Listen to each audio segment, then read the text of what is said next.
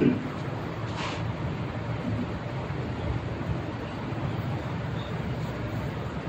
لله رب العالمين والعاقبة للمتقين والصلاة والسلام على سيد الأنبياء والمرسلين وعلى آله وأصحابه أجمعين ومن تبعهم بإحسان إلى يوم الدين.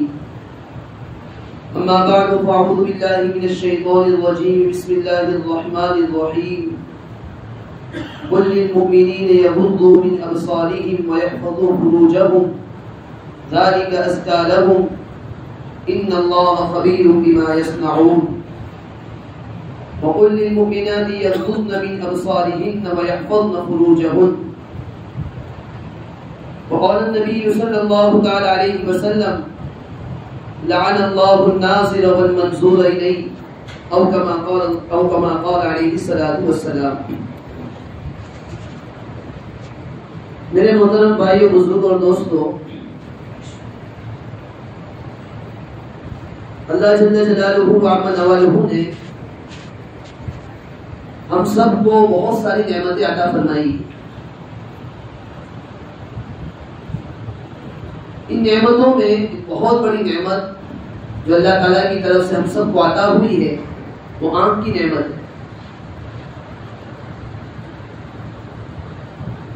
اللہ تعالیٰ نے آنکھ میں ایسی طاقت رکھی ہے، ایسی قوت رکھی ہے. انسان کی آنکھ کئی میل دور تک بھی بہت ساری چیزوں کو دیکھ لیتی. چاند انسان سے کتنا دور ہے، سورج انسان سے کتنا دور ہے، تارا ستارہ انسان سے کتنا دور ہے، لیکن انسان کی نظر آسانی کے ساتھ اس کو دیکھ لیتی. تو اللہ تعالیٰ نے جو آنکھ کی نعمت عطا فرمائی، ایک انسان ایسا ہے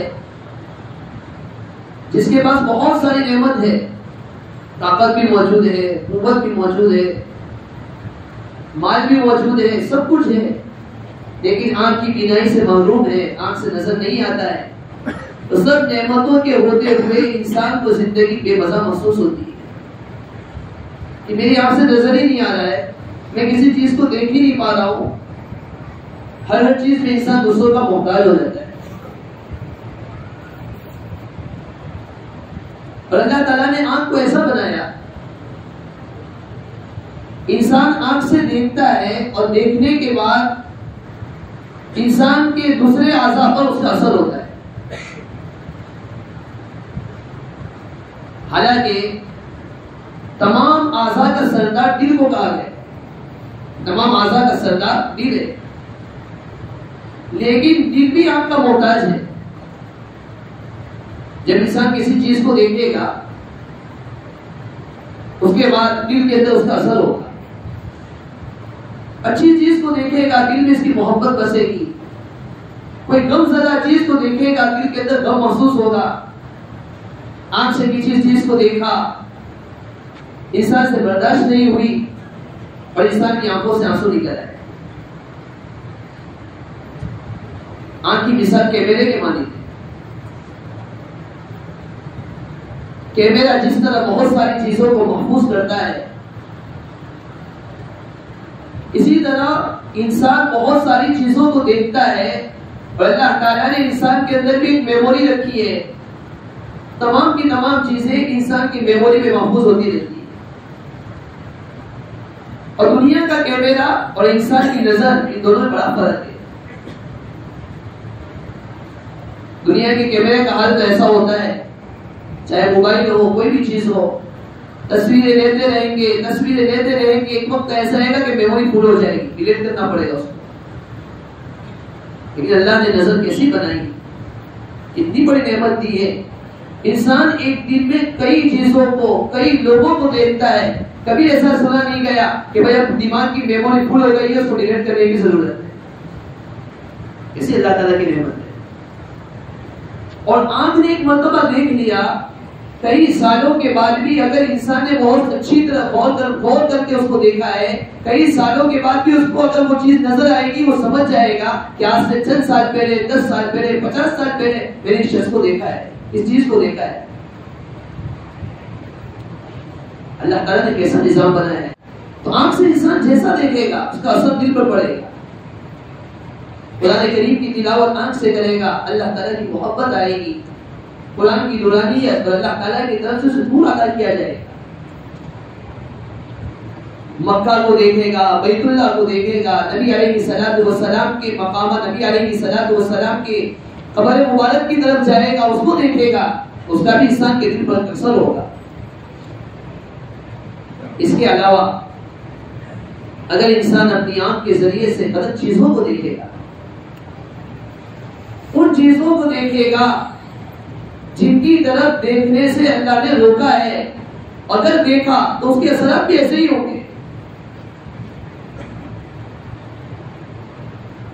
ایک آدمی ہے غلط نظر سے شہوت کے ساتھ کسی عورت کو طرف دیکھے گا, ایک سیکنڈ کے لیے اس نے اس کو دیکھا, اس وقت تو اسے لذت آئی, لیکن اس کا اثر کئی دن تک اس کے دل پر رہے گا.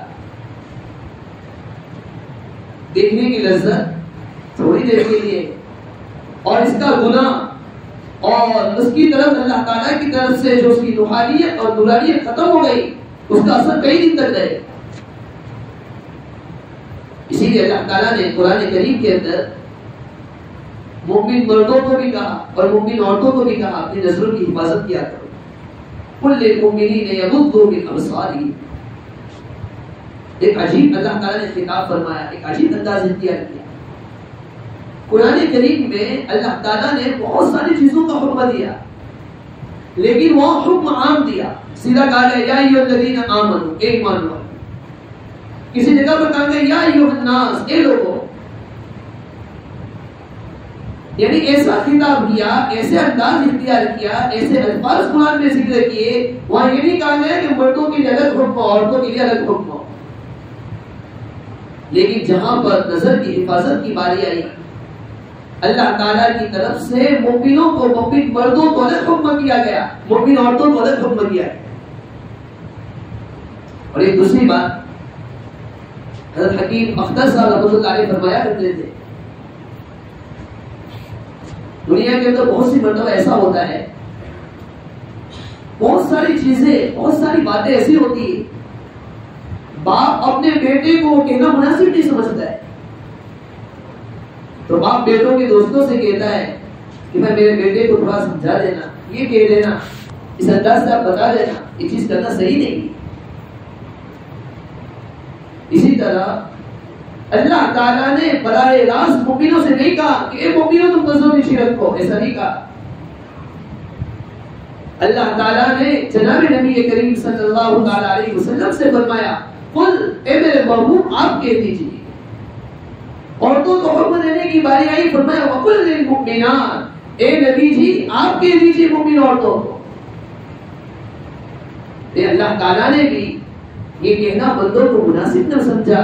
یہ کتنی غلط چیز ہے کہ جس نام کی نعمت میں نے عطا فرمائی ہے وہ اپنی نظروں کو ان لوگوں کی طرف اٹھا رہا ہے جن کی طرف دیکھنے سے میں نے منع کیا ہے. اللہ نے اللہ تبارک و تعالیٰ نے براہ راست خطاب نہیں فرمایا, اپنے نبی علیہ الصلوۃ والسلام سے فرمایا کہ آپ فرما لیجیے. لیکن افسوس اور افسوس, آج ہم اپنی آنکھوں کو کتنی غلط جگہ پر استعمال کرتے ہیں. اور یہ ایسا گناہ ہے, ایک ایسی بیماری ہے, پڑوس میں کوئی بھی بیٹھا ہوا ہے, کسی کو پتا بھی نہیں چلے گا کہ اس کی نظر کہاں جا رہی. حدیث پاک میں بھی جناب نبی کریم صلی اللہ علیہ وسلم نے کئی حدیثوں میں نظر بد پر وعید بیان فرمائی, غلط نظر پر. ایک حدیث ہے جناب نبی کریم صلی اللہ علیہ وسلم نے ارشاد فرمایا کہ اللہ تعالیٰ فرماتے ہیں, جس کو حدیث قدسی کہا جاتا ہے, کہ اللہ تعالیٰ نے فرمایا النظر سهم مسموم من سهام ابلیس. نظر ابلیس کے زہر آلود تیروں میں سے ایک تیر ہے. پہلے زمانے کے اندر جب کسی پر تیر چلایا جاتا تھا تو دشمن کو ختم کرنے کے لیے تیر کو زہر کے اندر ڈبوتے تھے, تاکہ جیسا ہی اس کو لگے ایک تو تیر کا اثر ہوگا اور ساتھ میں زہر میں ڈوبا ہوا ہے, تاکہ سامنے والا وہ آدمی ختم ہی ہو جائے, دشمن مر جائے. اللہ کے نبی صلی اللہ تعالی علیہ وسلم ارشاد فرما رہے ہیں النظر سهم مسموم من سهام ابلیس کہ یہ نظر بد نظری ابلیس کے تیروں میں سے ایک زہر آلود تیر ہے. انسان کسی کی عزت کو خاک میں ملانا چاہتا ہے, کسی کے وقار کو گھٹا. سب سے پہلے اللہ کے شیطان اس کو اس بات کی طرف ابھارتا ہے کہ وہ کسی عورت کو, کسی اجنبی عورت کو غلط نظر کے ساتھ اس کو دیکھے. ایک مرتبہ دیکھے گا, دوسری مرتبہ دیکھے گا, اس کی محبت دل میں آئے گی اور پھر معاملہ کہاں تک پہنچ جائے گا. انسان کا وقار, انسان کی عزت کیسے خاک میں مل جاتی. کتابوں میں لکھا ہے ایک آدمی تھا, بڑا عبادت گزار تھا, مسجد میں ہی رہتا تھا اور 5 وقت کی اذان بھی دیتا تھا, مؤذن تھا. پہلے زمانے میں جیسے مائک وغیرہ تو تھے نہیں, لوگ اذان دینے کے لیے جو مؤذن ہوتا تھا وہ مینارے کے اوپر چڑھ جاتا تھا اور اذان دیا کرتا تھا. مؤذن عبادت گزار ہے, اللہ کو یاد کرنے والا ہے, 5 وقت کی اذان دینے والا ہے. ایک مرتبہ اذان دینے کے لیے مینارے کے اوپر چڑھا. سامنے پڑوس میں عیسائی عورت پر اس کی نظر پڑ گئی.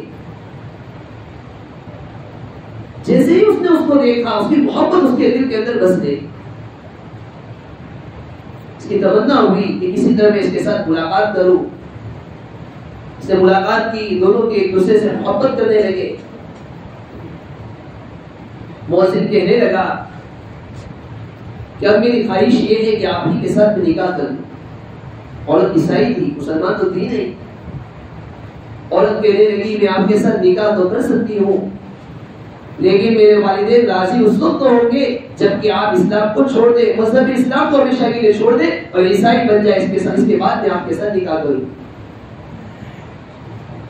مؤذن نے ایک مرتبہ دیکھا تھا, اس کے دل میں محبت بس گئی تھی. اس نے اپنے مذہبی اسلام کو چھوڑنے کے لیے وہ تیار ہو گیا. ٹھیک ہے, میں مذہب اسلام کو چھوڑ دوں گا. کوئی ایسا شخص ہے جس نے عبادت کی حالت میں زندگی گزاری ہے, کئی وقت تک لوگوں کو اللہ کی عبادت کی طرف بلایا ہے, اذان دی ہے. ایک مرتبہ دیکھا, اس کے دل میں محبت بس گئی اور وہ اپنے مذہب اسلام کو چھوڑنے کے لیے تیار ہو گیا. اس نے کہہ دیا کہ میں مذہب اسلام کو چھوڑ دیتا ہوں. مذہب اسلام کو چھوڑ دیا. یہ تو ابھی دونوں کی ملاقات نہیں ہوئی. ایک وقت ایسا آیا, وہ اپنی بیوی کو, یعنی جو ہونے والی بیوی تو ہوئی نہیں ہے, اس عورت کو ملنے کے لیے جا رہا تھا. سیڑھی کے اوپر چڑھا, اس کا پیر پھسل گیا اور وہ اس کا انتقال ہو گیا. اندازہ لگائیے, عیسائیت کو اختیار کیا, مذہبی اسلام کو چھوڑا, ایک نظر کسی عورت کی طرف اٹھائی, اس کی محبت اس کے دل کے اندر بس گئی. زندگی عبادت کی حالت میں گزاری تھی, لیکن موت آ رہی ہے ایک غلط نظر کے اٹھانے کی وجہ سے. موت آ رہی عیسائیت کے اوپر. سے حدیث میں پہلے سے پابندی لگا دی گئی. اللہ کے نبی صلی اللہ تعالی علیہ وسلم ارشاد فرما رہے النظر سهم مسموم من سهام ابلیس.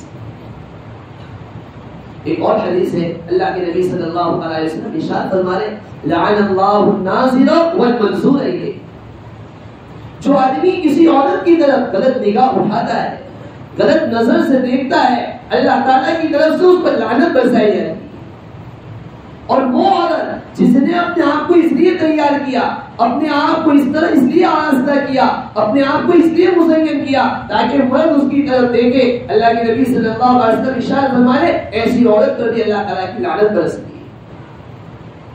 اور لعنت کتنی بری چیز ہے. ایک مرتبہ جناب نبی کریم صلی اللہ علیہ وسلم اپنے ساتھیوں کے ساتھ سفر میں تھے. ایک شخص نے سفر کی حالت میں اپنے اونٹ پر لعنت کی, کہہ دیا ہوگا کہ اونٹ پر لعنت ہو. جناب نبی کریم صلی اللہ علیہ وسلم کو پتا چلا, آپ علیہ الصلوۃ والسلام اپنے ساتھیوں سے فرمایا کہ وہ اونٹ جس پر اس آدمی نے لعنت کی ہے اس کو ہمارے قافلے سے نکال دو. وہ اونٹ اب ہمارے لیے مناسب نہیں ہے, ہمارے ساتھ رہنے کے قابل نہیں ہے جس پر کسی نے لعنت برسائی. لعنت کی بڑی بری چیز ہے. آخرت میں بھی عذاب ہوگا. اللہ کے نبی صلی اللہ علیہ وسلم ارشاد فرماتے ہیں من نظر الى محاسن امرأة اجنبیۃ عن نظر شہوت، جس آدمی نے کسی اجنبی عورت کے حسن کی طرف دیکھا شہوت کے ساتھ.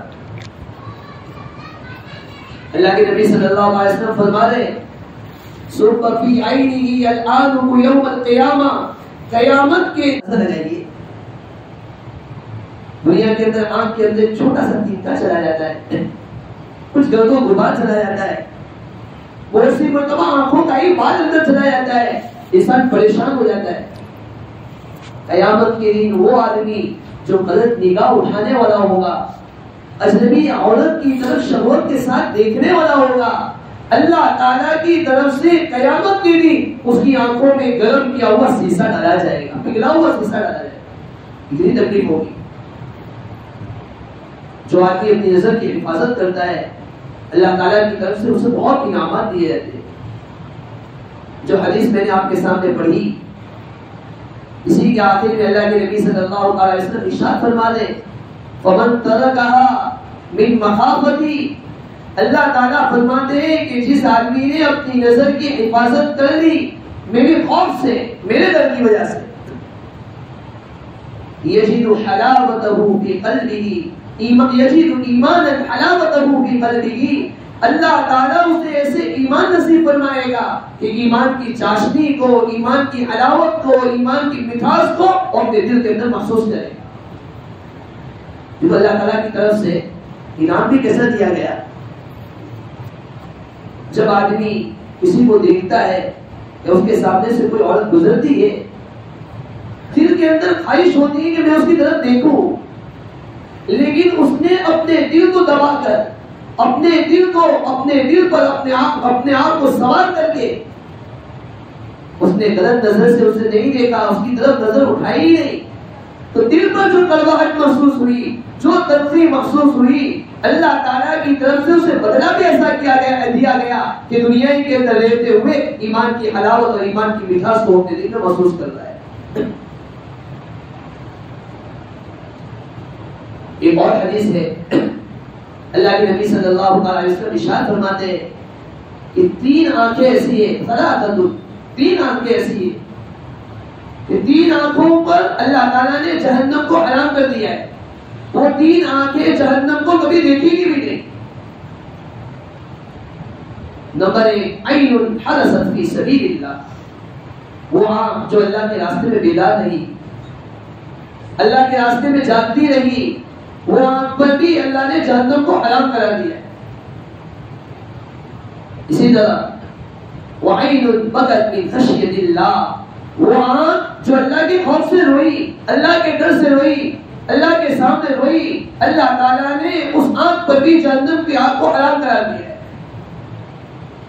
اور تیسرے نمبر پر اللہ کے نبی صلی اللہ علیہ وسلم نے ارشاد فرمایا وعین کفت عن محارم اللہ، وہ آنکھ جو اللہ کی حرام کردہ چیز سے روک دی گئی، یعنی جس نے اپنی آنکھ کی حفاظت کی، اجنبی عورت کی طرف دیکھنے سے اپنے آپ کو بچایا، اللہ تعالیٰ نے اس آنکھ پر بھی جہنم کی آگ کو حرام کر دیا.